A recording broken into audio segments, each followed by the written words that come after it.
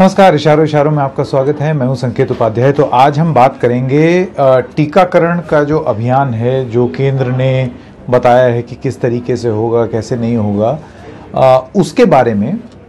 आज ये मामला सुप्रीम कोर्ट में गया, अदालत में गया। जैसे कि आपको मालूम है, अदालत भी बहुत टाइम से केंद्र सरकार से पूछ रही है कि क्या रणनीति है, बताओ कैसे वैक्सीन बांटी जाएगी, कितनी वैक्सीन ली, कब ली, क्या ली, योजना क्या है।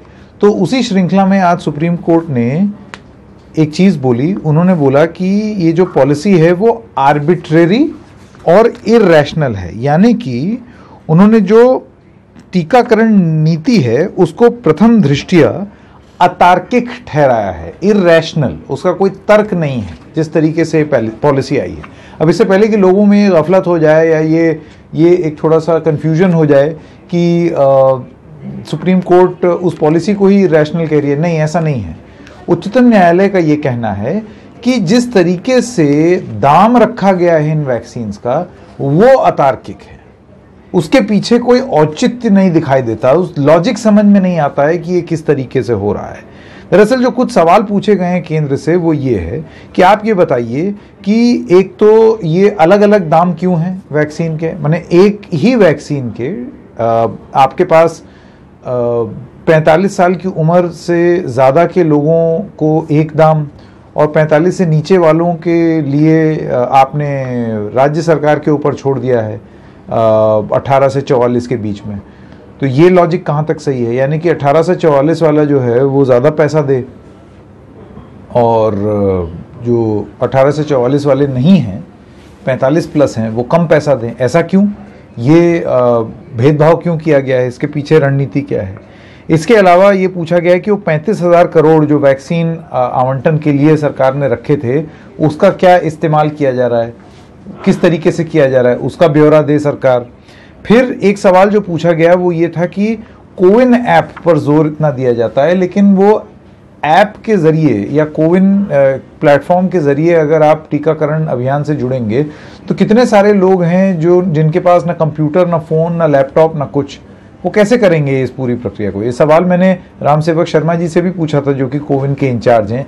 उनका ये कहना था कि और भी कई सारी रणनीति हैं। आप सरकारी दफ्तर में जा सकते हैं, आप अस्पताल सीधे जा सकते हैं, वहाँ डायरेक्ट आप वो कर सकते हैं, एडमिशन ले सकते हैं, वो आपका अस्पताल ही कर देगा लिखा पढ़ी। तो हर किसी के पास कोविन होना ज़रूरी नहीं है, ये उन्होंने बोला।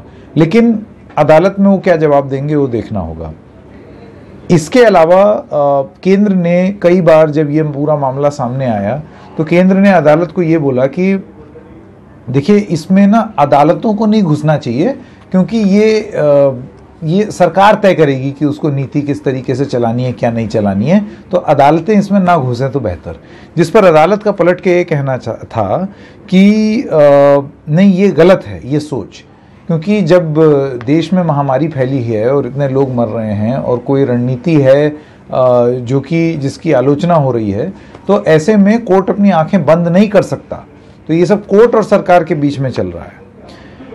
कोर्ट ने फिर और भी सवाल पूछे हैं कि आपने कितनी वैक्सीन ली हैं अब तक, कौन सी वैक्सीन, किस टाइप की वैक्सीन, कौन सी, Pfizer, Moderna, Covishield, Covaxin, Sputnik, इसका पूरा ब्यौरा दीजिए कि कौन सी वैक्सीन कितनी कितनी है। अब सरकार ने एक प्रेस कॉन्फ्रेंस करके बताया तो कि इस साल के अंत तक 216 करोड़ वैक्सीन आ जाएंगी। उन्होंने बताया कि कौन सी किसकी क्या आएगी, लेकिन उसको रोल आउट किस तरीके से किया जाएगा, इसकी विस्तृत जानकारी उच्चतम न्यायालय को चाहिए, कि ऐसा ना हो कि सब मतलब आप चांस के लिए छोड़ दें। कहने का मतलब ये है इन सब चीज़ों में कि अच्छा, एक और बात, सुप्रीम कोर्ट जो कह रही है वो कई राज्य सरकारें भी कह रही हैं। जैसे कि ममता बनर्जी का ये कहना है कि ये अलग अलग रणनीति आपने क्यों अपनाई हुई है, हो ये कि वैक्सीन सीधा सरकार लाए, क्योंकि बहुत सारी ऐसी कंपनियां हैं वो कहती हैं कि हम स्टेट्स ग्लोबल टेंडर वेंडर आप करते रहिए, हम तो सेंट्रल गवर्नमेंट से डील करेंगे।